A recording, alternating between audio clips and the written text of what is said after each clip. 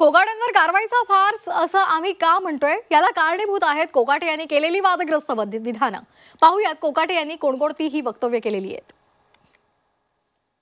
तर 14 फेब्रुवारी 2025 ला भिकारीही 1 रुपया घेत नाही, आम्ही पीक विमा देतो असं वादग्रस्त विधान कोकाटेंनी केलेलं होतं। त्यानंतर 5 एप्रिल 2025 ला कर्जमाफीच्या पैशातून साखरपुडा आणि लग्न करता, शेतीत गुंतवणूक करता का असा सवाल त्यांनी शेतकऱ्यांना विचारला होता। 30 मे 2025 ला ढेकळाचे पंचनामे करायचे का असा सवाल सुद्धा त्यांनी केलेला होता। 31 मे 2025 ला कृषी मंत्री पद म्हणजे ओसाड गावची पाटीलकी असं वादग्रस्त विधान कोकाटेंनी केलं होतं। आणि त्यानंतर 22 जून 2025 ला शेतकऱ्यांनी कर्ज भरलं पाहिजे, कर्जासाठी तगादा त्यांनी लावलेला होता।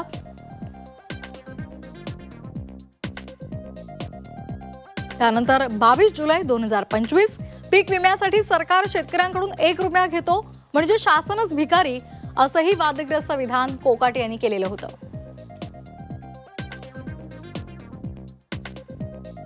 पुढच्या बातमीकडे, माणिकराव कोकाटे यांच्यावर काँग्रेसनं हल्लाबोल केलाय।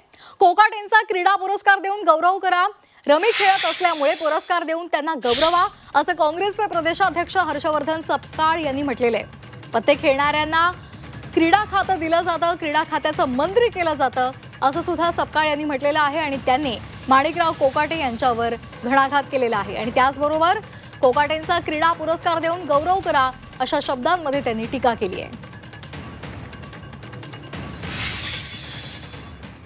राजीनामा यांना द्यायचा नाही, कारण हे बेशरम आणि लाचार अशा प्रकारचं एक सरकार आहे।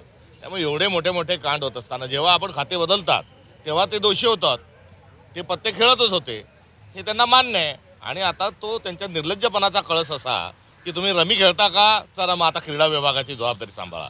आणि रमी या खेळाला आता आंतरराष्ट्रीय स्तरावर मान्यता द्या, त्याला ऑलिम्पिक स्पर्धेमध्ये सहभागी करा, त्याला एशियाड स्पर्धेमध्ये सहभागी करा।